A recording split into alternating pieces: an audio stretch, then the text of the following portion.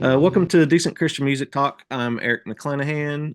With me today is Kylan Savage, who is co-hosting with me for this series, You and still haven't gotten rid of me. I and don't know how. does everything to make the show look and sound good. Because I am computer illiterate for the most part.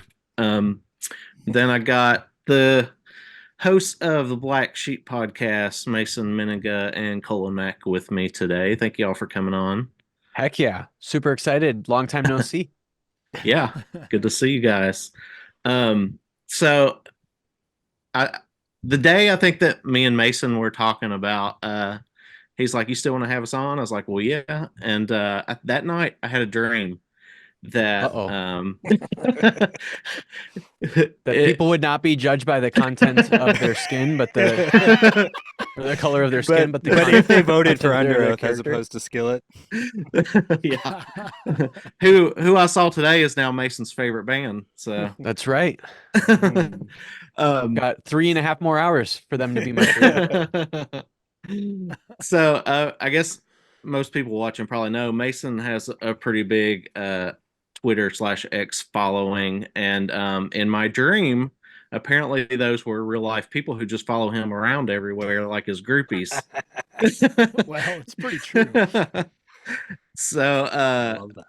for some reason, I think we were supposed to be recording like a podcast like this, but we were hanging out that day, and for some reason, I decided to take you to my old fundamentalist Baptist church, and your groupies were so mad that I would have the gumption to take you there, but they went in anyways, and they all stormed out halfway through, and they were just disgusted with me that I would bring somebody like Mason to that church.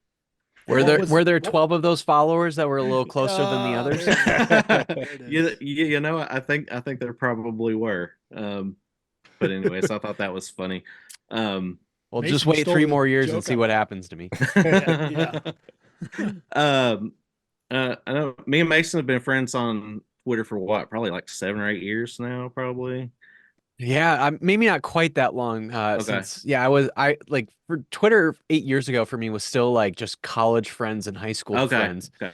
I But do. yeah, and Cullen was one of those people that was Okay. probably my first follower, maybe. Yeah, I think I helped you create your account, didn't I? Or that was Facebook. Probably, I think certainly it was my Twitter as Facebook. well. Yeah. But yeah, I would say at least like 5 or 6 years we've been Yeah. connected just because we both like a lot of the grew up with a lot of the same music. So we're like, That's you seem three like a cool times. person to That's how almost three many times other longer people than know any of who. Mason's relationships. So that's good. That's true. Yeah, how many other people know any Floodgate artists? So I'm like, oh, this guy Right. seems to know a couple. I remember your profile picture when we were first following each other on there. You looked like a high schooler at the time, so you couldn't have been you couldn't have been too much older than that. I was like, how did this guy like Life in Your Way when he was like 8? That's because Life in Your Way was probably my first CD I ever owned. Nice. Probably my favorite hardcore type band too. Oh yeah. So I guess I'll start off, Colin, if you just want to kind of give us your history and background with Christian music. Oh yeah. Well, for me, it goes back to man. I suppose it goes back to a TV show called Steel Roots. And yeah, it was on. It was they had a show called Mayhem, and the dude from Pillar, Rob, I believe is his name, was the host. And I was like, hey, this music is pretty cool. I think I want to like it. Actually, you know where it really starts is from Skillet, unfortunately, or fortunately, depending on your personal leanings, I guess.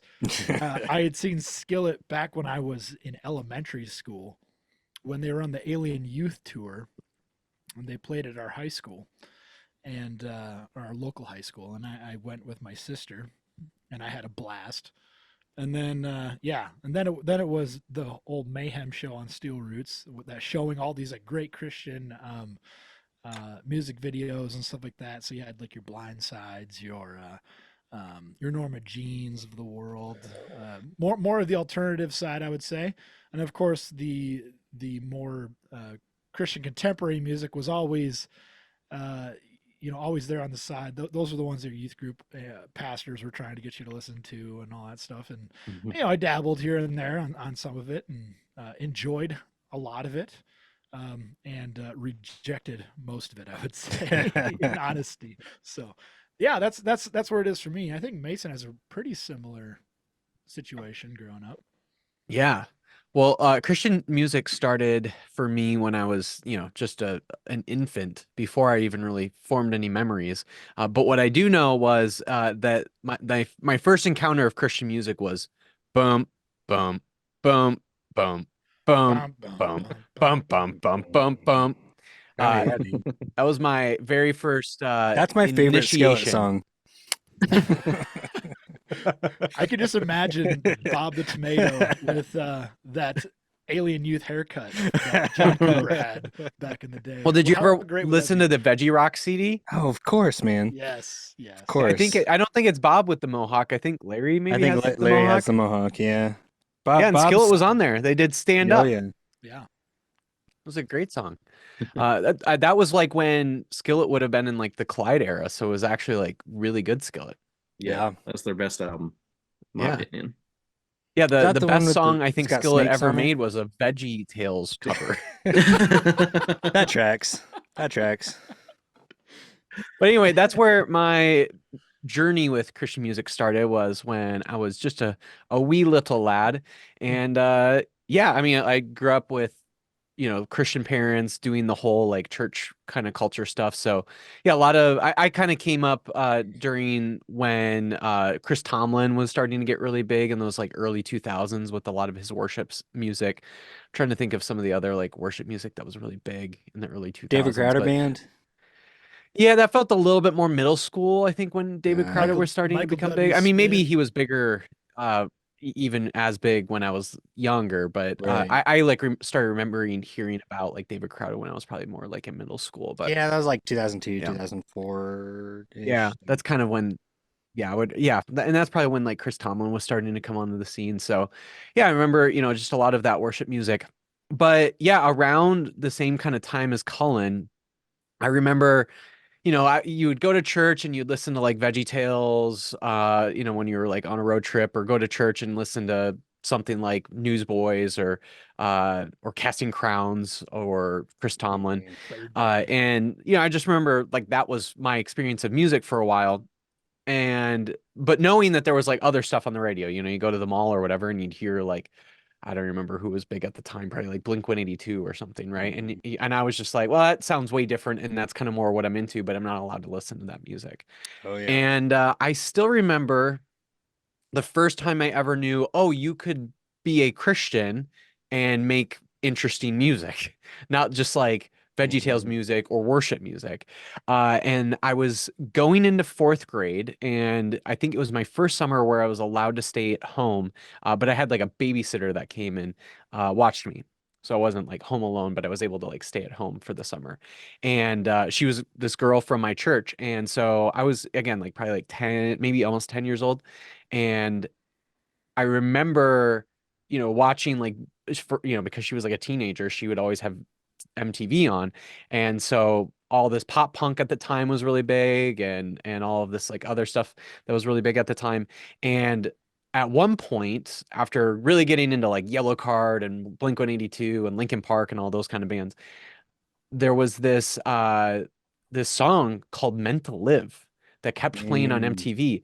And even at that point, I'm like, this just like the lyrics seem different with this song than any other song that I'm listening from like Blink-182 or Yellow Card or whatever.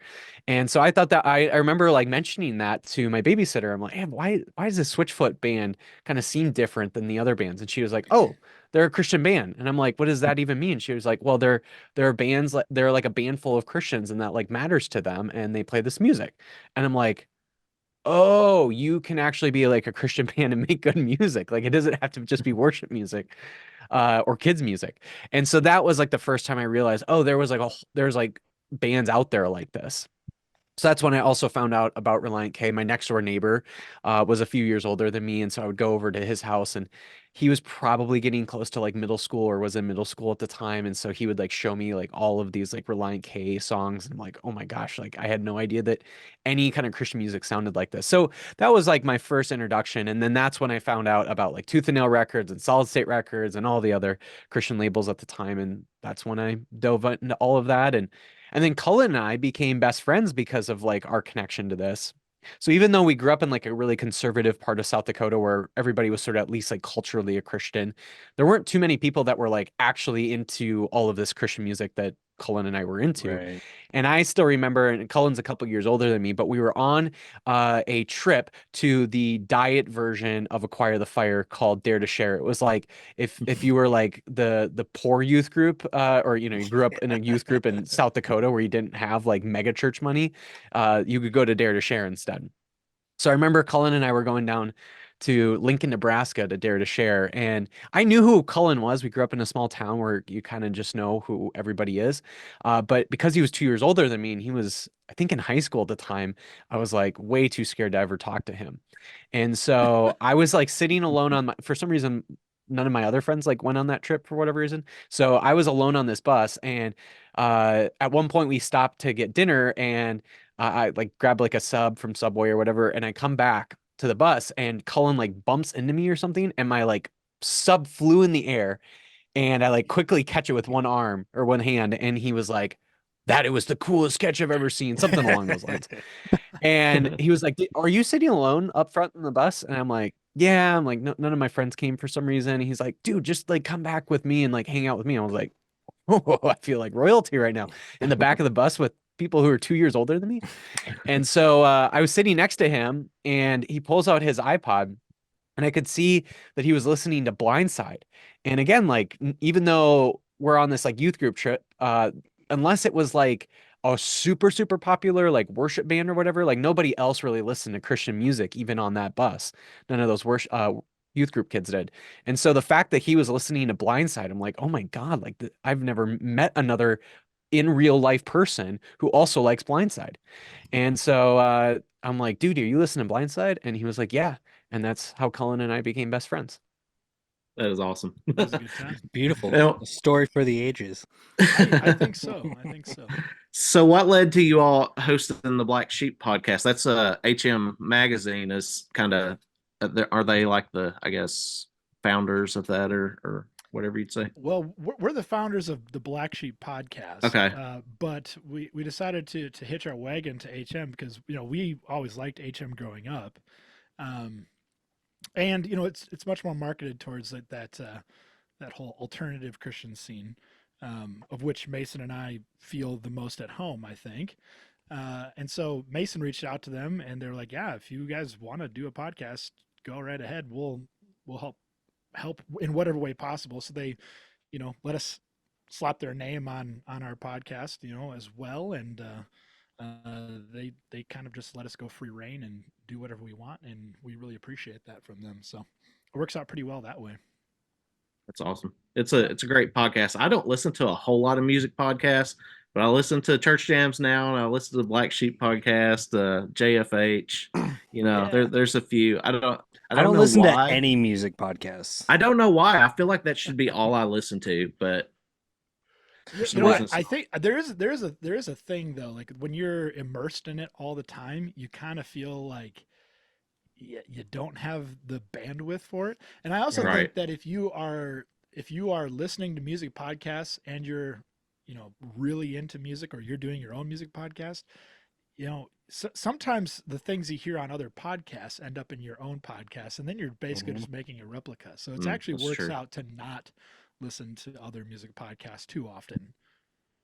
yeah, That's I a think you're really right. great justification for why you haven't listened to Church Jams now, Colin. I appreciate. I do I listen to appreciate Church Jams that. now, actually. No, Church Jams now is actually one of those that I do listen to every once in a while, especially like if it's an artist that I know that we're probably not going to have on. Right. Great So time it's to listen. so this is really funny. I was talking to Josh Olson from Church Jams Now, and we were talking about how we're gonna have y'all on this show today. And Josh said, if it comes up, you can blame me for not scheduling Cullen yet on Church James Now. And I said, oh, I was planning to. So you heard it here first, folks. It's Josh Olson's fault that Cullen has not yet been on Church James Now, but it's going to happen this year, 2024. I'll patiently await. It's happening. It's going to happen. Yeah. No, I would like to do a duo. I know, me too. Like a collaboration podcast sometime with them. So we'll get some set up sooner or later. Dude, but be so rad. Look at that, cool. Eric the matchmaker. right. Right? Bringing everybody together. That's the thing that Eric does. I mean, you did this, Eric, with the CCM tournament last year too. I feel like you brought in all these sort of fringe factions of people on Twitter and stuff that were into different types of Christian music, and you kind of brought us all together into like a little community. I just had to brag on you for a moment on your I own appreciate show. that. I appreciate Pretty that. cool. It's the Miami Dolphins fandom. You know, you have to constantly be looking for friends. When Yeah. that organization. That's true, especially in Kentucky. There's not many Dolphins fans here. There's not too many dolphins either. No, That's true. not many Dolphins. All right. I guess we will. You can edit that, Kylan. I got it. I got you. We will go through the results of the last round real quick. You guys can let me know if anything is extremely surprising to you. In the 70s and 80s region, Amy Grant beat Carmen pretty good. I think some people thought that would be a lot closer. Keith Green put a pretty big win against Andre Crouch. Rich Mullins beat Striper, Petra over Whiteheart. All those were pretty much blowouts. It all made sense. Yeah. Yeah. Anything stick out to you, Mason or Cullen, there? In terms of the wins or in terms of where it should go? What are you asking? In terms of who did win, did you expect a different result in any of them? No, that seems to track. I am a little. I imagine that Striper was going to do a little bit better than than maybe they did. Mm-hmm. You know, Rich I Mullins think- is great, but Rich Mullins did so good last That's year. true. I Yeah. think Yeah. I think there's Correct. some like residual from last year too. That's Mhm. probably true. And Yeah, then other go than ahead. Striper not doing quite as well as I would have thought. This all seems. Also, I think Carmen would have put up a little bit bigger fight, but I'm a little surprised by that one. But those are the only two. I would have expected Amy Grant and Richard Mullins to win, but I thought maybe those Striper and Carmen would have put up a little bit better of a fight. Am I the only one that just every time I hear Carmen, I have to chuckle a little bit? No, it's Like, it's it just- that's it- like it, the whole like- thing. It doesn't matter if we've been talking about it for an hour. I don't know who's talking about Carmen for an hour, but if you were, I would still chuckle every single time Carmen's brought up. It's just the thing. We've talked about this on another episode, but last year when Josh Baylog and I were kind of putting together the tournament, we both totally forgot about Carmen. Everybody's like, "Where's Carmen?" We're like, "He's already the champion." So thankfully, we had a good answer for. But neither of us were ever big Carmen fans, I don't think. So moving on to the 90s, Sixpence beating MXPX. Yeah, that blows my mind. Yeah, that's pretty right off the That was Yeah. bat. wild. Because MXPX went at least Elite 8 last year, They're right? Final Four. Final Final Four. Four. Mhm. That's a Yeah. big upset then. Yeah. I don't know if they were getting a lot of residual votes from Five Iron Frenzy fans who have been absent this year, or what the deal was there. Well, I think Sixpence has kind of made a little bit of a run back here recently, or not a run back, Yeah. a comeback, I should say. I think they've had like some TikTok influence all of a sudden this last year, in like the last like 4 or 5 months. So much so that I have a guitar in my classroom. I'm a teacher by day, and I was playing a little bit of Sixpence None the Richer, and just like the riff or whatever, and the kids knew what I was playing, which I never in a million years would have thought that they would have known Yeah. that. So, there's Yeah, they've got some of that like crossover success that Yeah. I think MXPX would do really well if the fan base mobilized, but Sixpence, like anybody that's on Twitter that if they're not super involved in the like CCM Twitter community would probably just come across that and be like, "Oh, I know Sixpence None the Richer," and probably just like type that in, you know? Right. Yep. And Kiss Me has, I think, over 700 million Spotify plays now, which is Yeah. like, Wow. so I think it's 25 years later. I think it's proving that it's going to be kind of one of the quintessential 90s pop rock songs. Mhm. So hopefully people will discover the rest of their catalog that's also pretty excellent. Jars of Clay beat Newsboys 61-39. Thought I that may thought have this one been would have been closer. really close. Yeah. Yeah, that's kind of what I was thinking too. It makes me happy. I'll say that. It makes me feel like there's hope for the world. Same. I wonder if Tate era Newsboys had never happened, if that actually would have swung the other way. Yeah, Mason, what do you think about that? And like Peter would have just remained on for like, I mean, or Or they called would it you say that they quits. would have quit like at 2008 or whenever that was? Yeah, if they would have established their legend. I'd say if they quit around that time. Yeah, I think they would have had the same mystique that Jars has. Mm-hmm. Probably. Yeah, I agree. Yeah, I think that was the kind of big thing because I recognize that like when the voting first started, people were asking like, what era of Newsboys are we voting for? And I do think that the new era, the Tate era of Newsboys is kind of like tainting that legacy a little bit. Mhm. Whereas Jars of Clay is like it's pretty clean, right? Yeah. Yeah. Like you have this and you have the nostalgia for it for like this block of records. Yeah. Eric, when you were dialing this thing up, Mhm. did you have some qualms about whether or not like Jars of Clay, for instance, should be in the 90s or in the 2000s based off of, or are you Yeah. just going from like when they started or like their biggest album or how was No. how did that go again? My main concern was to get the artists in a decade that they were a power player in, and keep the first round matchups from being a disaster. Sure. So that's kind of how like Andrew Peterson could have went in the 90s, 2000s, or 10s and 20s. Sure. I decided to put him in the 10s and 20s just because there's not a lot of artists like him in the Makes modern sense. era. Yeah. So there were little things that kind of factored in really, and just trying to make each region interesting and not too crowded in the first round with good bands Sure. getting taken out. Yeah. Makes sense to me. Yeah.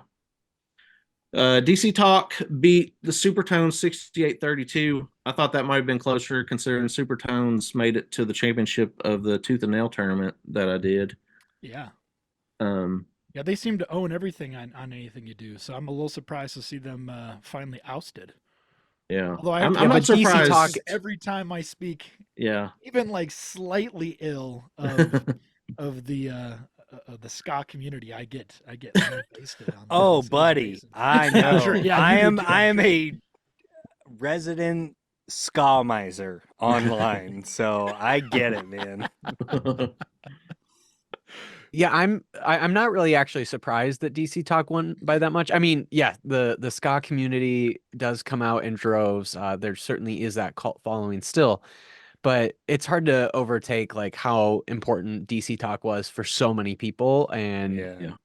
by far way more people are into DC Talk than probably were into all of ska entirely. Right. Combined. For I sure. mean, It's true. if the OC Supertones came out with a book in the 90s, they might have been able to match up against DC Talk, but like we all read Jesus Freak, right? I mean, that was like Yeah. the most important cultural That's how I artifact learned to read. besides the Bible in the 90s, I wasn't right? I wasn't allowed to read Jesus Freak because my mom said that freak was a naughty word. So she gave me the prayer of Jabez instead. Oh yeah. Colin, have we talked about this? My mom wouldn't let me buy the Jesus Freak CD single because she thought that it was, calling Jesus a freak, I guess. That's pretty close to what my mom thought. Yeah. Except I think she thought freak meant, maybe something a little more whatever. Yeah. So not long ago I found the Jesus Freak single for like 25 cents and I bought it and I was like, take that, Mom.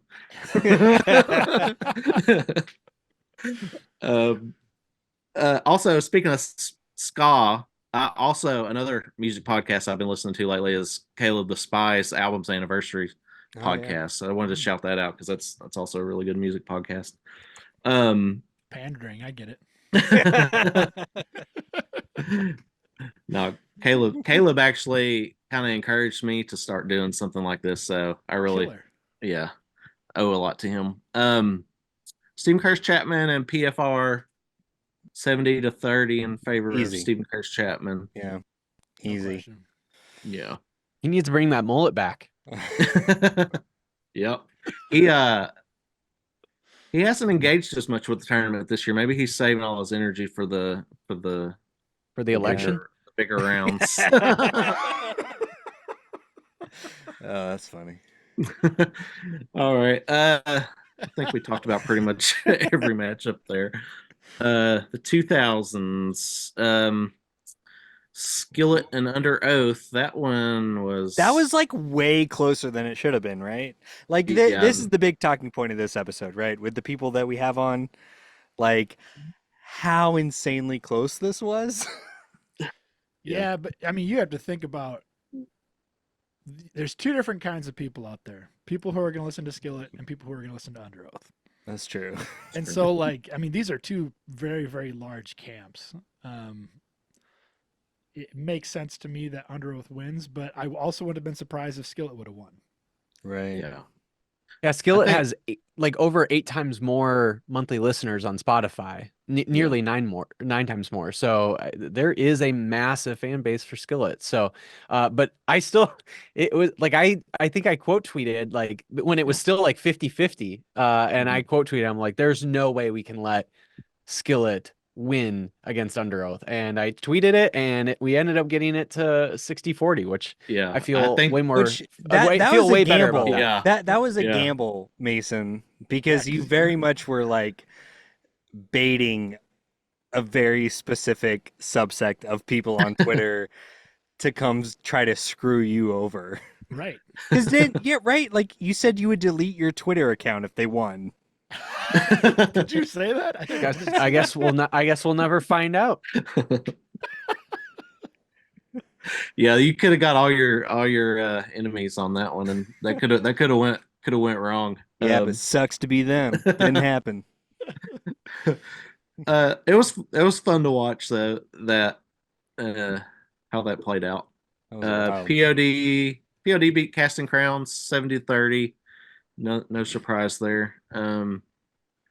I was a little surprised that Relient K beat 1,000-Foot Crutch 82-18. By that, I was surprised by that too, incredible. and I feel so much better about that. Yeah.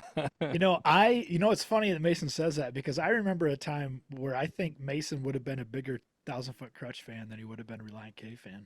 Yeah. There was a time when you threw up your rock fist. I used to have a strong ass rock fist. I definitely remember going to my first Lifelight Music Festival, which for those that don't know was a massive free Christian music festival in Sioux Falls, South Dakota. Like they would get like 250,000 people. And I remember my first year that I went, TFK was there, and that was the only band I wanted to go see. I was Set It Off era. I was a big fan of TFK when that album came out. I was definitely in my new metal phase at that time. Dude, we covered Phenomenon on Church Hymns Now, and that record did not connect with me, but Set It Off is my big TFK. That's actually a decent album. It's so good. I like it. It was like it was like some of the only new metal that I was like into, and like white guy rapping I was into, but it also had some real emo stuff. Yeah. I was Yeah, here for totally. it. And Yeah. it was like middle schooler writing in their bedroom kind of Oh like yeah. emo stuff, you know, like Mhm. where it's Well, just that's like Trevor's like whole thing. Like yeah, he has like cornered the market on that, man. yeah, 100%. Like I'm glad that you also agree with that. for sure. Yeah. Eric, I don't think you were the person that pointed this out, but like maybe a year or so ago, somebody posted on the Labeled Facebook group that like out of the 10 most streamed songs on Spotify by an artist that was a part of Tooth and Nail, Trevor McCannon, is that how you say his last name? He has like McNaven or something. yeah, he has something like 8 or 7 of the top 10 most streamed Tooth and Nail songs Wow. on Spotify, Small. or at least he's been a part of 7 of the 10. Whether it's like a TFK song or an FM Static song or some other Yeah. song that he was featured on. But that dude, at least in the Tooth and Nail world, is it's weird because like I wouldn't assume that he's like when you think of like Tooth and Nail artists, I don't think most people think of like TFK or Trevor. Right. But Right. he, at least in terms of Tooth and Nail artists, is certainly one of the most streamed artists. Yeah. Yeah. And like for a new metal band, you know, who's a lot of new metal stuff hasn't aged real well. Like I think there's a pretty solid band for that. I know. Well, he's really good. He's got a real like pop sensibility. Yeah. Like I could see him kind of crossing over into like, you know, tween pop in a really big way if he ever like wanted to. Yeah. Yeah. Yeah, I could have saw that going like 70-30. 82 to Yeah. 18 's kind of that was That's very wild. surprising. That's wild. Switchfoot and Me Without You, that was a rough matchup for a lot of people. Mm. Switchfoot won 68-32. Oof. Yeah, not surprised by the outcome, but yeah, still Surprised by the disappointed. amount. Disappointed. Yeah. Yeah. Not Yeah. mad, just disappointed. Yeah. Like that should have been the Skillet Under Oath, right? Yeah. Like that should have been a lot closer. Yeah, I agree. I Two I very predicted. different kind of listeners, I think, for those bands. Sorry, Yeah. didn't mean No, to- you're good. I predicted that Switchfoot would win the whole thing, so I'm not surprised that they won. But like you guys said, like I saw like multiple, you know, posts in the Me Without You fan group on Facebook and some of their fan Twitter accounts. Like, I mean, they were doing the work to get those extra votes, but I guess Switchfoot was just a little too much. Yeah. All right, we'll go on to the 10s and 20s. NF and Chris Tomlin was a lot closer than I expected. I thought NF would I love Yeah. that. dominate. Yeah. Yeah. I want to Um, see an actual like fist fight between those two. I bet it's a lot closer than you imagine. For sure. For sure. Well, so Chris Tomlin is actually from my wife's hometown, Grand Saline, Texas. And I can guarantee you, out of everyone else that I've ever met from Grand Saline, Texas, I can almost guarantee you that Chris Tomlin can throw down. Oh. Does your wife have any dirt on Chris Tomlin? No, she doesn't. She doesn't. Her dang. I know. But it's so funny. Every time we go, we drive in to see her mom. It's like it's one of those towns, there's nothing there, right? There's like 2 stoplights. There used to be a Morton salt mine there.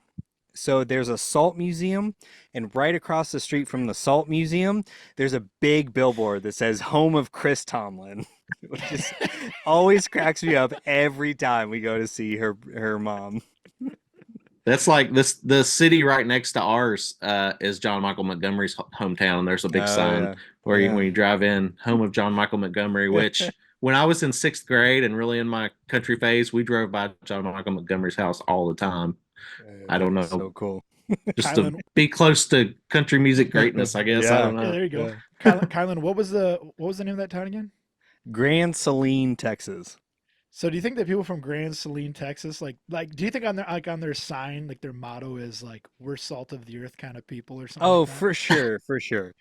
I don't know exactly, but dude, there's straight up there's a giant mound of salt at the Salt Museum that my wife told me multiple stories of like they would go on field trips and people would just lick the salt rock. That's just like what they did, which in like post-COVID America Yum. seems absolutely insane. That just everyone just licked this giant mound of salt, but it's just what everyone did. And then Chris Tomlin wrote like "Everlasting Love" there. I don't know. Like, right. Do you think he was actually writing it to the salt? I hope so. I That's think wild. he was. I think he was.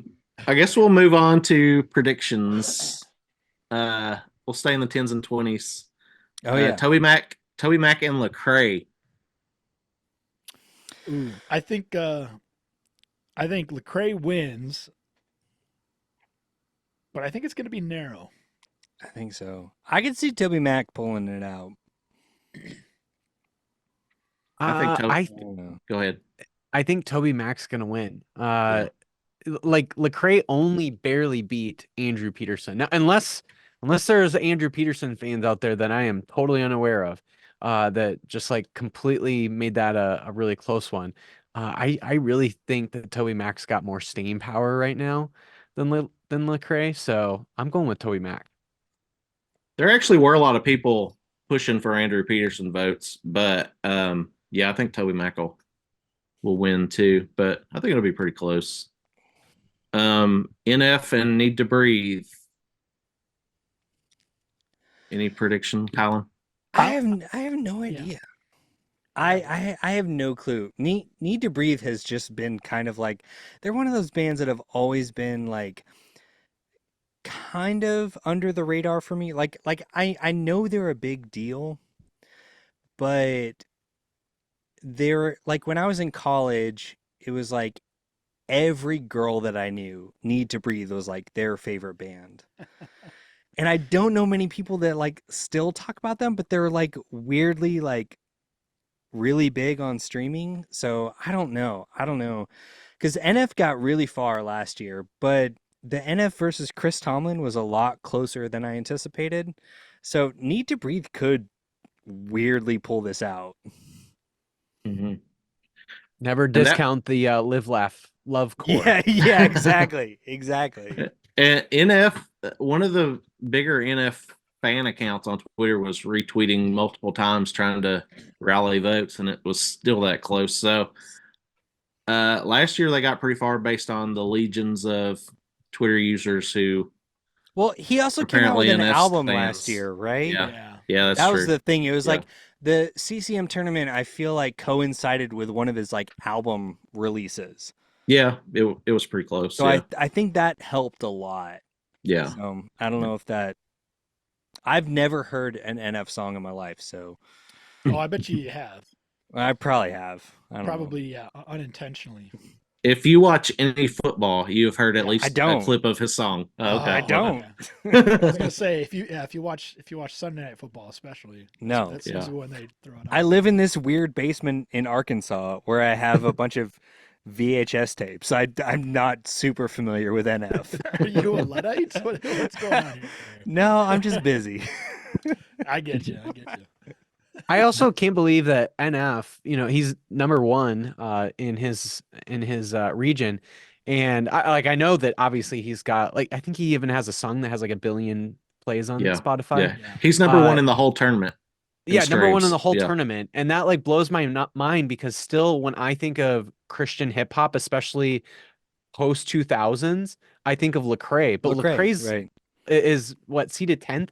Or seeded number 10. And so, I mean, NF clearly is like way bigger than Lecrae now. And I guess I just have been so far removed from that world for so long that I have like such warped understanding. Because at one point, Lecrae was probably the most popular Christian hip hop artist. Right. And so my mind is like so warped about like who's big in Christian hip hop now. Wasn't there like a big falling out that Lecrae had with the Christian community though this last year, especially? Maybe it was the last 2 years, I don't remember, but it's with like the reformed John Piper crowd. I think they didn't see eye to eye on the Black Lives Matter things, I think, and he wasn't happy with the support that that crowd was given to the movement. I think is kind of what it boiled down to. There was that one, and then there was another one. I think it had something to do with um, um,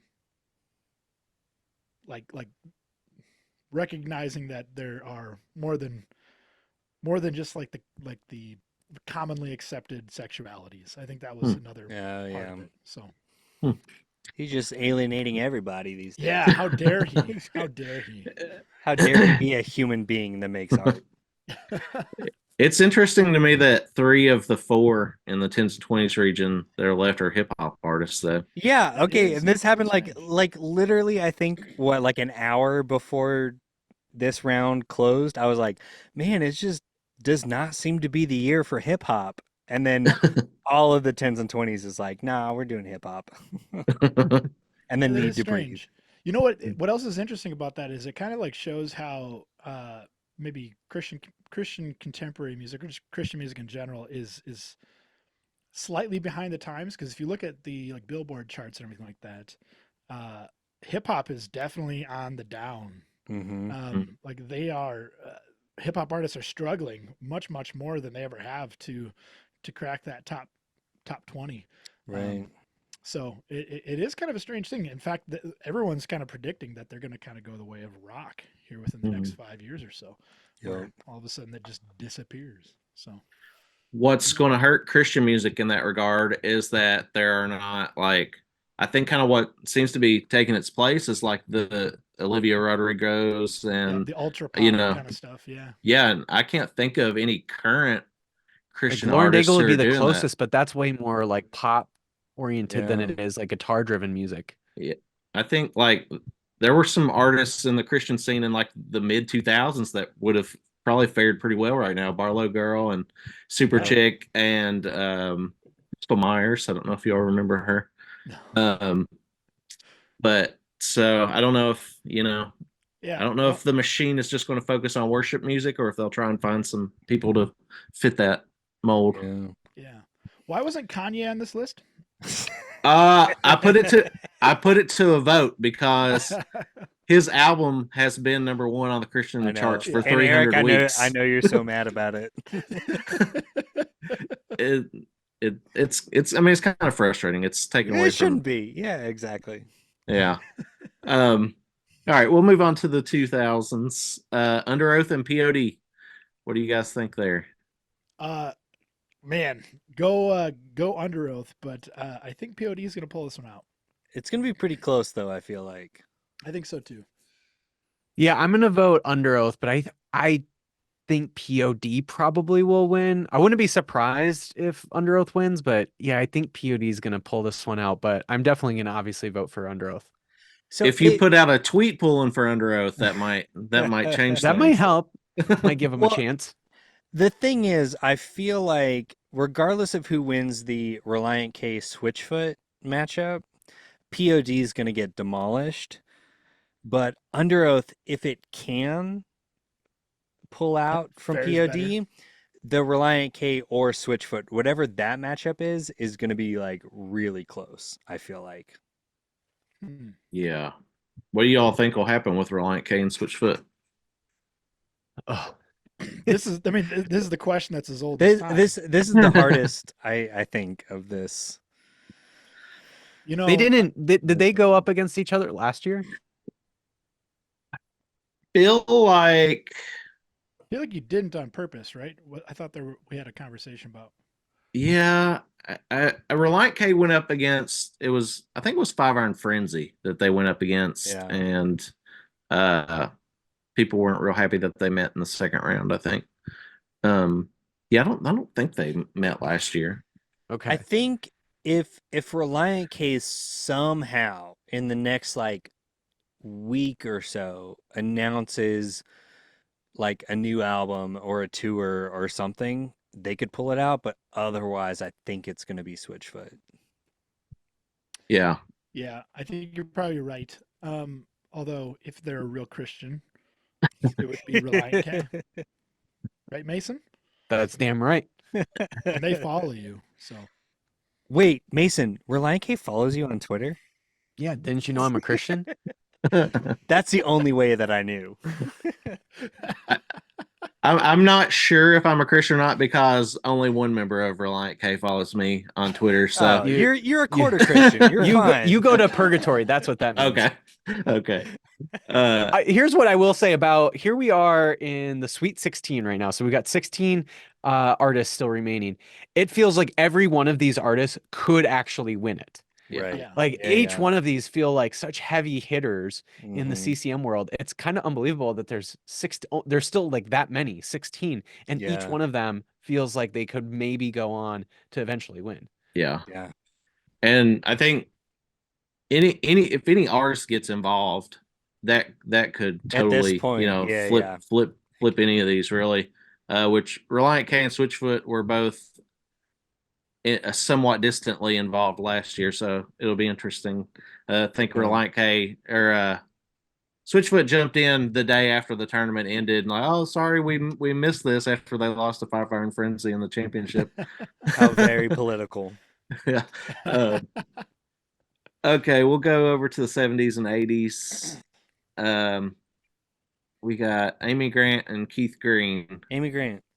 Go Keith Green. Amy Go Grant. Keith Green. I sing the praises of Keith Green whenever I can.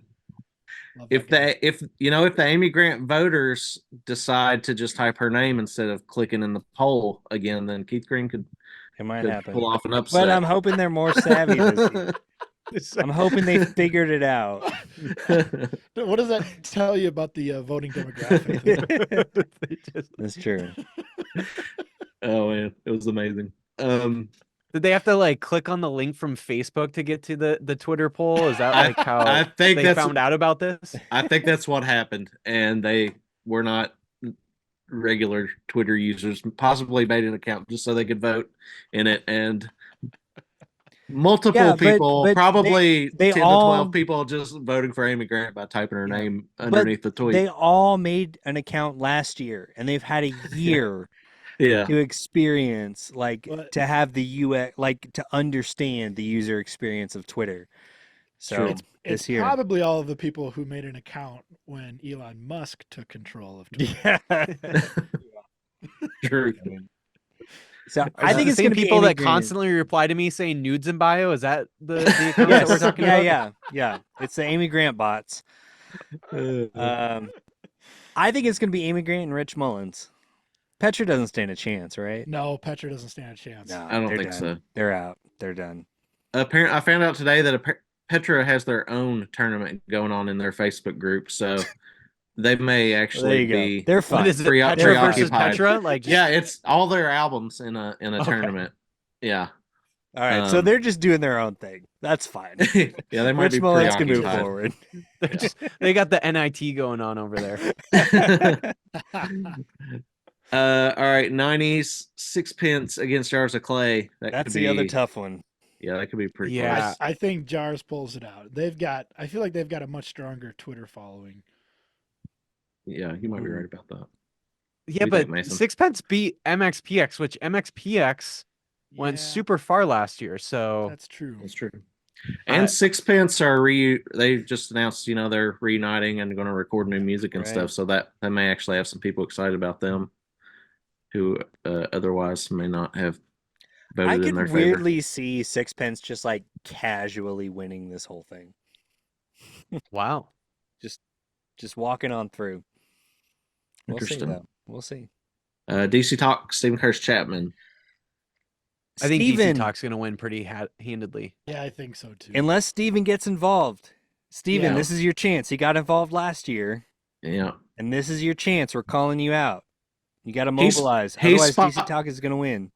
He's aware it's going on. He's been liking the tweets and things with his Right. name in them. Well, So- now's the time. Now's the time to really get involved. He needs Yeah. to say something like he'll bring back the mullet if he wins, and he'll Oh, yeah. just If he says totally that, cakewalk this entire Yeah. tournament if that happens. For That's sure. true. See, That is someone true. just needs to reach out to TobyMac and be like, "Hey, you're in the Sweet 16 in two different In spots. two. So Yeah. how about you just throw your name behind it? And Yeah. you're gonna be good to go. Yeah. True. How crazy would it be if it was DC Talk versus TobyMac? I think we talked about that last Yeah, time, we too. did. Yeah. Some people have mentioned it and they act like they would be pretty confused about what to do, but I mean, just vote for whether you like the music under the name DC Talk or the music under the name TobyMac better. I hope it doesn't come down to that. Yeah, I didn't think it would, but TobyMac's actually doing pretty well. So we'll see. And with NF kind of underperforming compared to last year, we'll see. Yeah. Who did you predict Kylan would win last week? I have no recollection. Yeah. So I'm gonna. I have no recollection of who you picked either. I don't remember anything that I ever say on a microphone 30 seconds after it happens. I could see Switchfoot coming out on top. Switchfoot or Amy Grant. I don't know. That's the wildest prediction I've ever made, but I'm gonna stick with it. All right, Mason, who do you think is going to win? I see Switchfoot versus Amy Grant is probably a very likely possibility. Maybe Relient K and Amy Grant, but I do think at the end of the day, I think it's probably going to end up being Switchfoot versus Amy Grant. Who wins between that? I definitely will be voting for Switchfoot if that's the case. But I don't know. That might be like a triple overtime kind of win for either one of them if that happens. Yep. Cullen, who do you think? I'm gonna go left field. I'm gonna say Jars of Clay here. I think Jars of Clay has the steam. Okay. And I think they're gonna fire on all cylinders here in the end. All right. Well, it's going to be interesting. Hopefully, if Rich Mullins gets to trending again like he did last year, then that could be a battle for Amy Grant in the 70s and 80s. That's true. Kind of something I'm looking out for. Ooh, baby. All right. I think that'll about do it for this. Mason, do you want to tell people where to find you online if they haven't already? Yeah, you can find me pretty much at all of the socials on Twitter, on Instagram. I've got a YouTube channel, just Mason Mennega.